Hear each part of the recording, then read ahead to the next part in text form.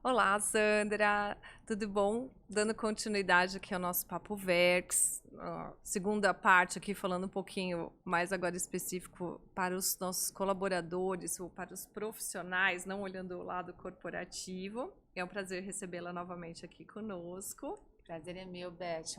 Um tema muito gostoso, né?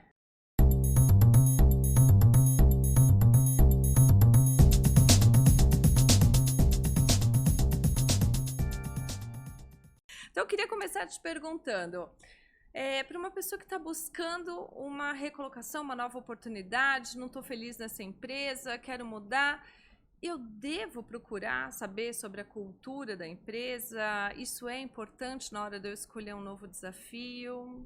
É fundamental, Beth. Infelizmente, muitas pessoas não dão atenção a esse tema ou não podem escolher por uma questão socioeconômica. Mas, de fato, a empresa precisa ter aquela identidade que a gente se conecta, né? Então, por exemplo, uso muito exemplo Natura e Ambev, né? São empresas diferentes, com resultado, ótimas empresas, mas com perfis muito diferentes. Então, bancos, seguradoras, escolas, tudo isso vai trazer para a gente um jeito de trabalhar e um jeito de ser muito diferente. Então, eu preciso entender ou conhecer um pouquinho aquela empresa, eu posso pesquisá-la na internet, eu posso perguntar para um colaborador que eu conheço como as coisas são lá, eu posso, até na entrevista, avaliar como eu fui tratada e sempre refletir se essa cultura vai ser uma cultura que vai ser bacana para mim. Como se fosse um ambiente. Você gosta de ficar num ambiente mais despojado ou um ambiente mais informal? Você gosta mais de usar tênis ou usar sapato? Isso tudo está ligado ao modelo de cultura da empresa e é fundamental você avaliar para ver se você vai conseguir se adaptar e se lá você vai querer ficar por mais tempo, né? Você falou uma coisa que eu acho muito tênue ali, e nem todo mundo, e nem o tempo todo a gente tem oportunidade, mas você falou da escolha, né? Então vamos falar assim, eu quando estou fazendo alguns processos de contratação, eu sempre pergunto para a pessoa, né? O que te moveria a escolher pela Vex e não pela outra empresa, né? Mas às vezes tem uma questão importante de remuneração, ou do nome da empresa, ou da projeção que aquela empresa vai te dar, ou das oportunidades que vão ter. Quando você tem que fazer uma escolha, que aí sim é mais difícil, quer dizer, não é o seu prazer, o seu desejo, onde é que começa a ficar tóxico? Olha, eu costumo dizer que fica tóxico a partir do relacionamento. A Vex nunca vai passar por isso, fica tranquila. O que deixa o outro doente não é o excesso de trabalho, ou não é nem, digamos assim, a cultura organizacional, mas é o líder que está adoecendo aquela cultura. Pode ser que a cultura seja até muito boa, mas o líder que é tóxico e que não respeita o profissional é que vai adoecê-lo e se adoecer também sem perceber. Então, acho que não é a questão cultural. Agora, se eu, puxa, não gosto de trabalhar com banco, porque tem um modelo mais formal, estruturado, não combina com o meu jeito de ser, e eu vou trabalhar lá, isso realmente vai ser um peso. Então, por exemplo, tem pessoas que têm dificuldade de trabalhar de manhã cedo. Sim. E eu já tive empresas e clientes que começavam 8 da manhã, 7h30 da manhã. Para mim vai ser um problema? Eu moro muito longe? Chegar no horário é importante? É importante. Então, eu já estou aqui antevendo um problema que eu estou não dando muita atenção porque eu preciso do trabalho, mas que isso no longo prazo ou médio prazo vai ser um problema para mim. Então, tem pessoas que não são diurnas, são noturnas, né? Ou que fazem um curso à noite e precisa. Então, é avaliar o quanto que você vai ter naquela cultura, flexibilidade para negociar com o seu líder. Eu preciso chegar às 7h30, 8h, porque é a regra da empresa ou porque eu tenho um cliente me esperando? Se eu tenho um cliente me esperando, não tem como negociar. Ah, não, porque é a regra da empresa, dá para flexibilizar? Então, isso também é um traço cultural. Os horários, né, os rituais, a governança, tudo isso vai trazer para mim insídios de que eu consigo ter uma carreira ali, eu consigo trabalhar ali ou não. Suporte é negociável. Exatamente. Né? Legal. E falando da cultura, como é que a gente consegue olhar os benefícios dela na minha produtividade, no meu resultado? Influencia? Demais. De novo, a cultura está para as empresas como a nossa identidade, a nossa personalidade está para o indivíduo. Então, se eu vou trabalhar numa empresa onde eu não posso ser eu mesma, então vamos trazer aqui um tema muito, né, polêmico, que é a diversidade, a pluralidade, como você provoca sempre, né?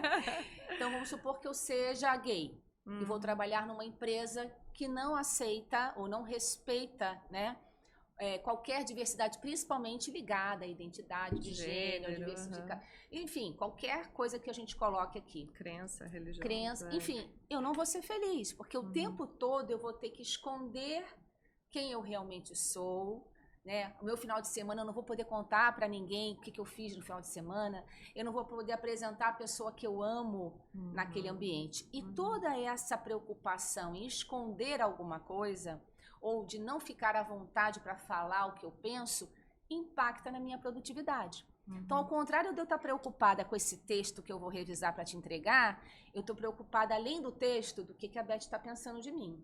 Se eu colocar determinada palavra, ela vai adivinhar que eu sou gay? Se eu tiver algum comportamento, ela vai achar que eu sou gay e ela não vai gostar e vai me mandar embora? Então, por isso que a diversidade é tão delicada e a gente fala muito de convidar, né?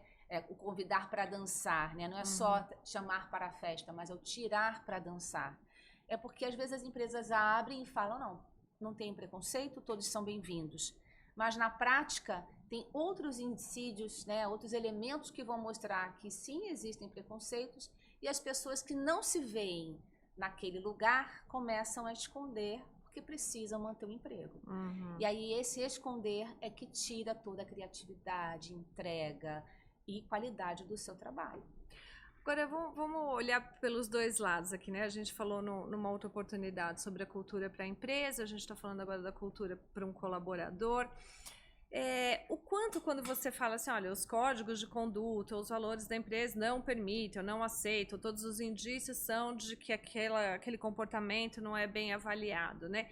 Mas o quanto cabe também para o colaborador provocar positivamente, sem fazer o motim ou sem criar confusão, né? Mas como é que ele pode também apoiar a empresa a ampliar o olhar dela para mudar a cultura? A gente falou que cultura é uma coisa que se muda, né? É possível isso, Sandra? É possível, mas é muito difícil, porque a liderança, ela tem a chave dessa mudança.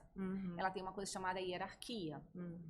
Então, eu posso ser até uma profissional mais jovem, arrojada, que eu vou questionar uma ou duas vezes as coisas que são feitas dessa forma, mas o meu líder vai precisar ter aquele perfil de que, puxa, que legal que essa profissional está questionando. Nossa, que bacana como ela se posiciona. E cada vez mais incentivar, ouvir, acolher, e isso vai demonstrando para os outros também que aquele lugar é um lugar de contribuição, de palpite, né, de provocação. Mas o que acontece geralmente, né, até a liderança também tem essa coisa de que, puxa, quem é esse estagiário que está me dando sugestão?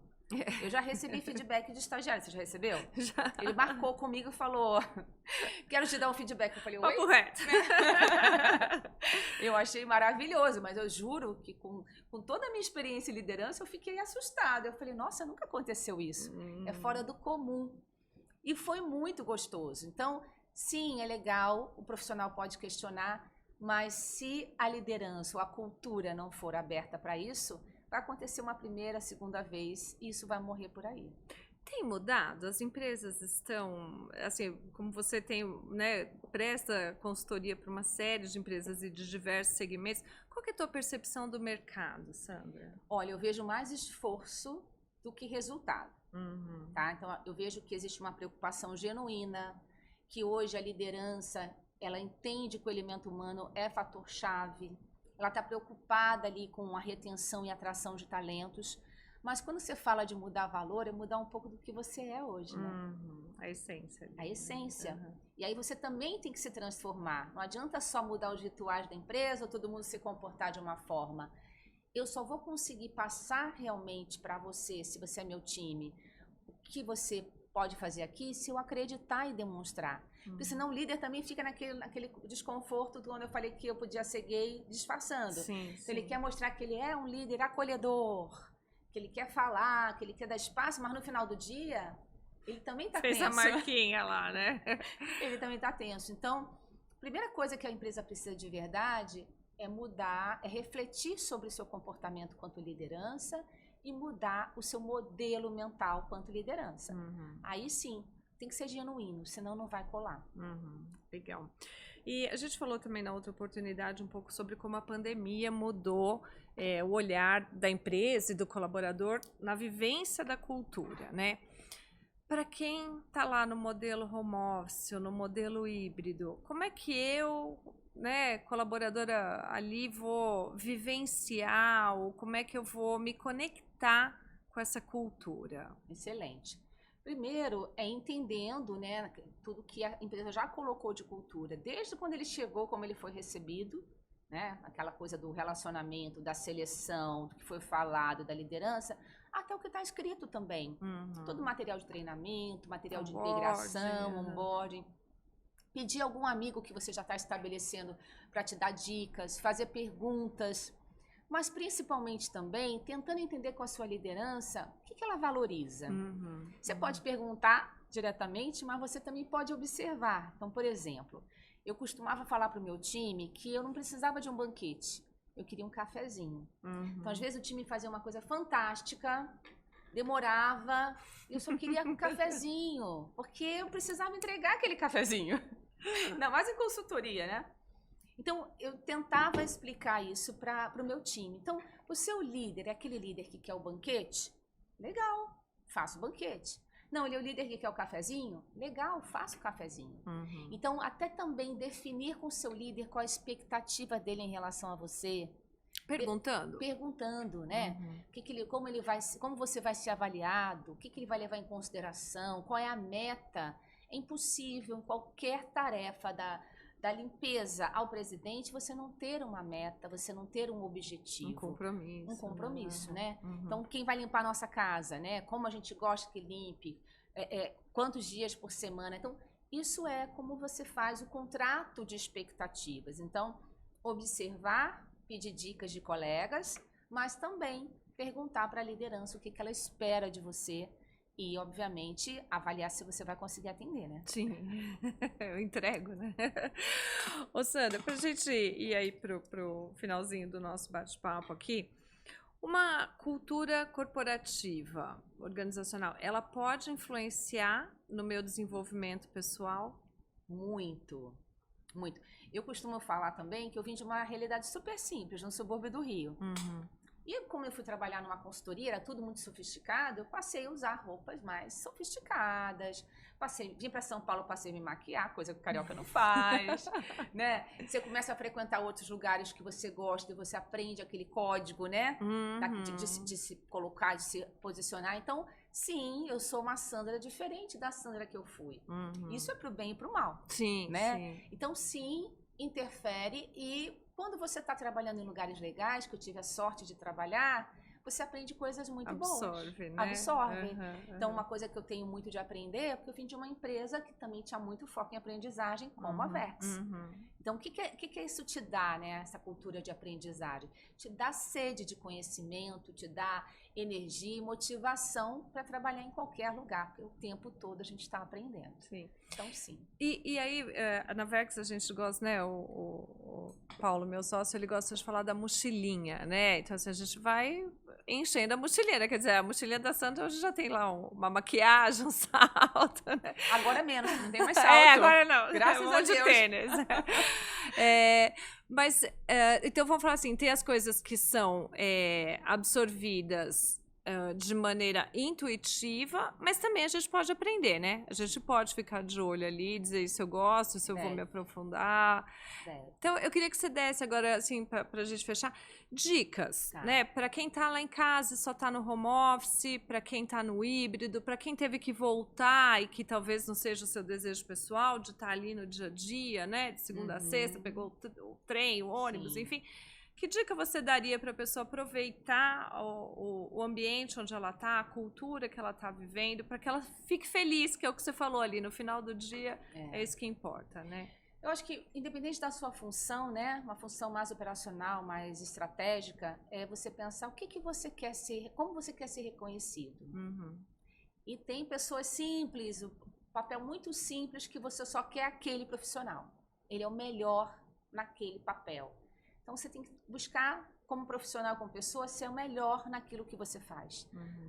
A sua melhor versão a cada dia, de verdade. Porque você sempre vai ter relevância, sempre vai ter emprego. Esse é o primeiro ponto. E é uma coisa que a gente precisa. É empregabilidade. Empregabilidade. E, além disso, é você avaliar com o que você tem de recurso. Geralmente, o que você tem de recurso, se você tem um trabalho mais simples, é avaliar os outros mais experientes. E todos nós tivemos líderes bons e ruins. E não existe um líder só ruim. Então, desse meu líder, o que ele tinha de bom que eu vou copiar? O que ele tinha de ruim que eu não vou fazer mais? Quando você começa a fazer isso e aprender com a sua liderança, coisas boas e ruins, você começa a se tornar um líder melhor que o seu líder foi. Porque você tirou dele o que era bom, você colocou coisas suas melhores e não trouxe os defeitos. E assim você vai conseguindo crescer profissionalmente, ou se não crescer porque seu cargo não dá, a sua função não dá, mas que você vai se tornando cada dia mais relevante e referência também para outros que estão vindo. E um ser humano melhor. Né? E um ser humano melhor. Então, são coisas que você tem na sua profissão que você leva para a sua vida. Legal. Sandra, muito obrigada. Adorei ter você conosco. Quer dizer, a nossa jornada é longa, a gente ainda tem um monte de coisa boa para fazer bom, na Vex, né? Você na Binice. Mas eu convido todos para também conhecer aí o seu trabalho no Trampo é Seu, que é um trabalho muito bacana e que de alguma forma a gente também pode contribuir com aí certeza. Com uma série de ações no terceiro setor, né? Eu que agradeço, carinho, a oportunidade de falar de um tema que eu adoro. Gostamos. É isso aí. Obrigada. Obrigada. Tchau, Beth.